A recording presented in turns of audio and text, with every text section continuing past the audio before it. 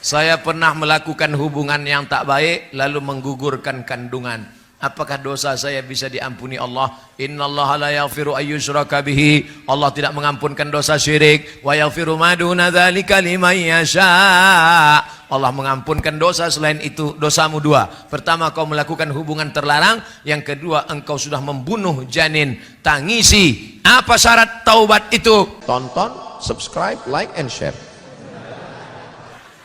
Saya dulu pernah punya masa lalu yang kelam.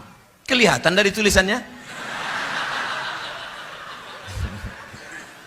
Saya pernah melakukan hubungan yang tak baik lalu menggugurkan kandungan. Apakah dosa saya bisa diampuni Allah? Innallaha la yaghfiru ayyushraka bihi. Allah tidak mengampunkan dosa syirik. Wa yaghfiru ma duna dzalika liman yasha.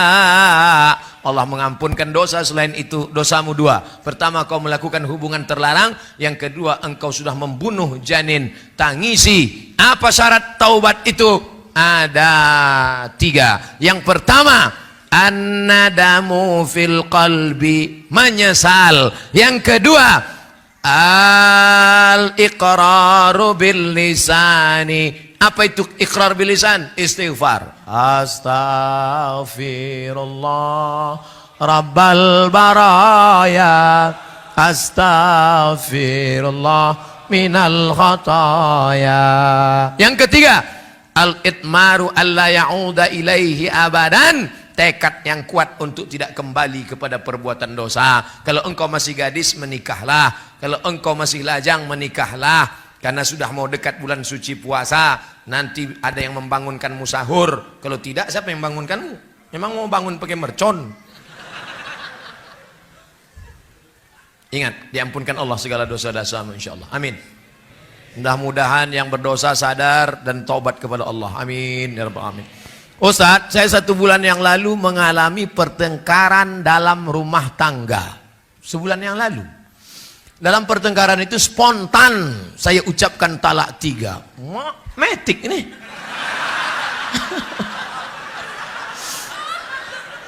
Orang biasa pakai gigi 1 dulu. Gigi 1, gigi 2. Dia tidak langsung. 3 langsung.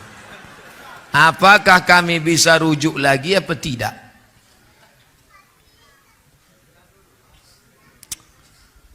Ini kadang yang bertanya begini, anak lajang belum nikah pula. Oh, ini dia udah nikah. Kata dia sebulan yang lalu. Begini ceritanya saudaraku.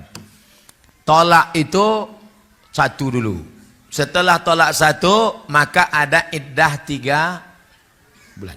Iddah 3 bulan. Kalau dalam masa iddah 3 bulan itu kau balik, namanya rujuk. Cara rujuknya Pak Ustadz, kau ketuk pintu kamarnya, kau katakan, I back to you my dear. Rujuklah itu dah. Makanya orang yang menjatuhkan talak itu bukan berarti diusirnya dari rumah. Jangan kau keluarkan dari rumah. Sekedar pisah tempat tidur saja. Aku tak bisa lagi menengok engkau, daripada aku mau muntah, aku pindah tempat tidur. Nanti pas hujan balik. Tapi ingat, sudah jatuh talak 1. Oh, ngamuk lagi, jatuh talak 2. Masih bisa rujuk apa tidak?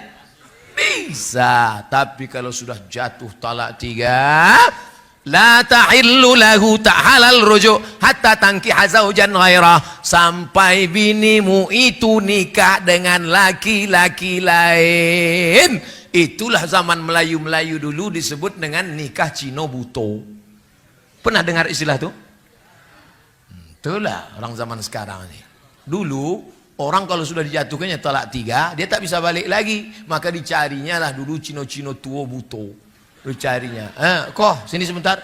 Mau kau nikah bini aku. Tapi yang kau tengok, yang kau pegang-pegang. Oe, kata.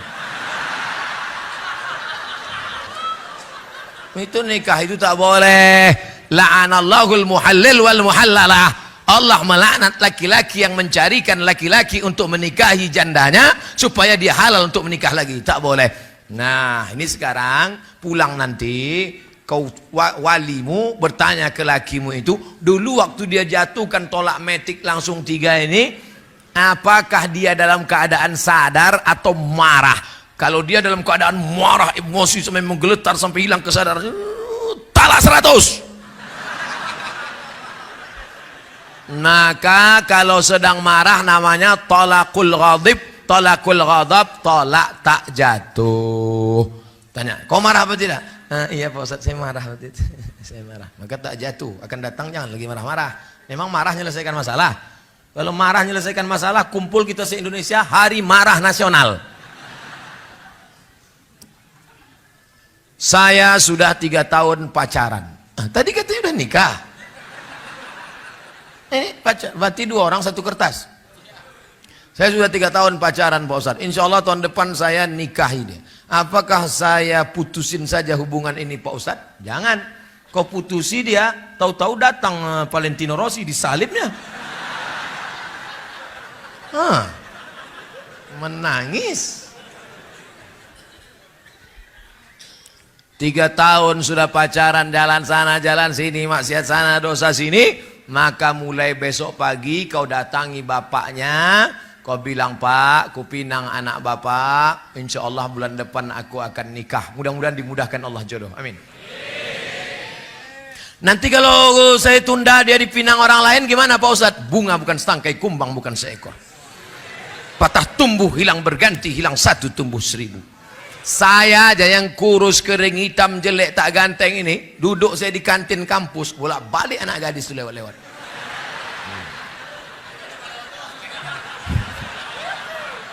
Lewat aja.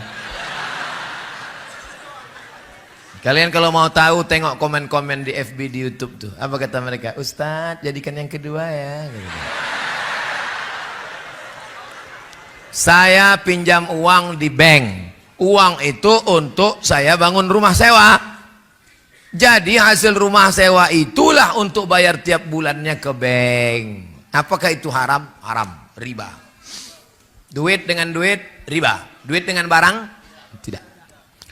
Pak Kapolsek, itu ku tengok mantap motor Bapak. Aku mau beli Pak. Berapa Bapak jual? Itu motor gede, mahal tuh Pak Ustadz. Berapa? 100 juta. Aku beli, aku cicil. Boleh tak saya cicil itu setahun? Boleh, karena akadnya uang dengan barang. Pak Haji, itu rumah Pak Haji yang di Batam mantap di tepi laut. Jangan beli Pak Ustadz, kena tsunami. Tak apa-apa, sementara tsunami aja aku pakai. Berapa harganya? Saya jual sama Ustadz 300 juta. Aku cicil setahun Pak, boleh. Boleh apa tak boleh saya cicil kredit? Karena akadnya uang dengan Tapi kalau uang dengan uang, pinjam 100 juta bayar 120, pinjam 10 juta bayar 12, riba. Hasilnya juga riba. Udah sempat terbeli, udah jadi Pak Ustadz. Astagfirullah Rabbal. Udah jadi barang tuh apa lagi? Apa hukumnya kalau suami tak mau sholat? Banyak betul lah kita sembahyangnya.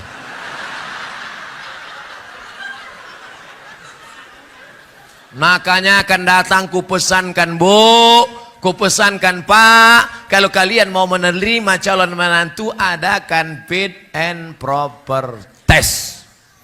Ketua panitia Pak Kapolsek, tim audisi dari luar provinsi Abdul Somad LCMA. Insya Allah saya akan datang kemari bulan September nanti. Kita tes calon-calon menantu di Batam. Kau menjadi menantu Bapak nih? Iya. Sembahyang kau ke masjid? Iya Pak Ustadz, ini tanda tangan pengurus masjid. Ustadz Somad, ya, anak saya ini dokter Pak Ustadz. Oh mantap. Laki-laki apa perempuan? Perempuan. Saya sangka dia mau nawarkan anaknya ke saya. Saya bilang, Bu, saya udah nikah, udah punya anak. Bukan untuk Ustadz.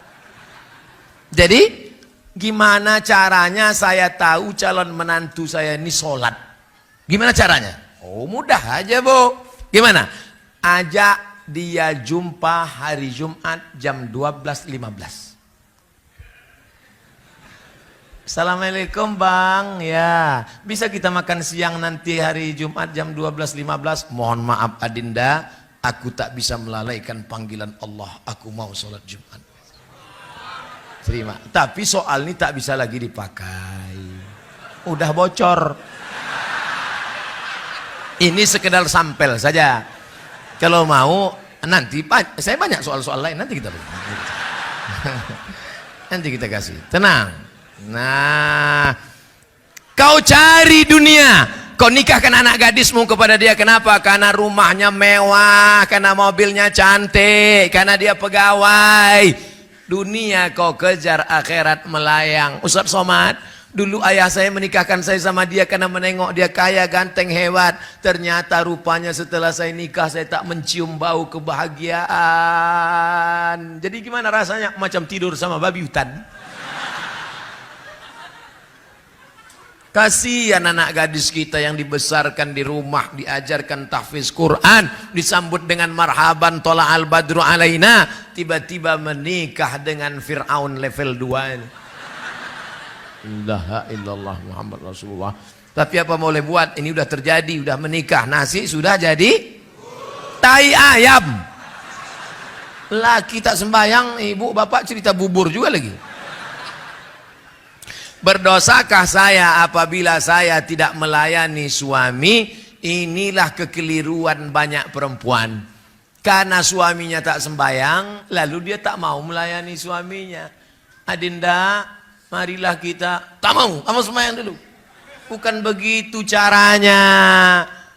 Ibu kan punya wali. Wali ibu itu ayah, datuk, abang, adik, pakcik, abang ayah, adik ayah.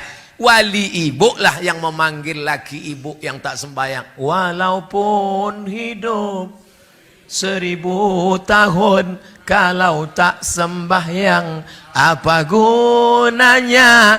Walaupun hidup 1000 tahun, kalau tak sembahyang apa gunanya? Besok pagi mulai lagu di rumah itu aja, usah ada lagu lagi. Rekam MP3 sampai 100 lagu, tak robah-robah itu. Nada panggil pun itu juga. Besok pagi masak sarapan. Sepohon kayu daunnya rimbun, besar dahannya, lebat daunnya. Walau pas dia datang ke dapur, walaupun hidup 1000 tahun, kalau tak sembahyang. Kau nyindir aku? Enggak bang.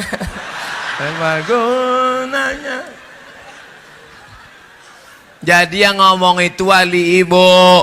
Jangan karena negara tidak menunaikan kewajiban lalu kita mencuri listrik. Ini tak benar. Ini logika berpikir seperti ini tak benar.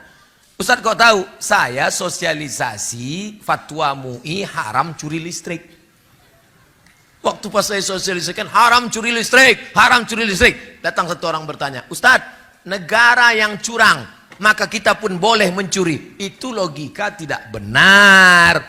Karena listrik itu bukan punya negara. Listrik itu punya umat yang dikelola oleh negara. Orang yang mencuri listrik maka dia sedang mencuri harta milik siapa? Milik umat. Minta ampunnya pada umat. Begitu juga dengan ini. Suami yang tidak sholat bukan serta-merta lalu ibu tidak menunaikan kewajiban. Itu bukan solusi. Solusi jalan tengahnya adalah wali ibu menasehati dia. Itulah pentingnya sebelum nasihat ada nasihat pernikahan. Sehari sebelum nikah, undang ustadz dari pagi sampai siang sampai sore nasihat ke calon menantu. Jangan di situ akad nikah, di situ nasihat pernikahan. Berikut ini mari kita dengarkan nasihat pernikahan yang akan disampaikan oleh Ustaz Abdul Somad. Ustaz ceramah, mereka bukan dengar ceramah, asik selfie.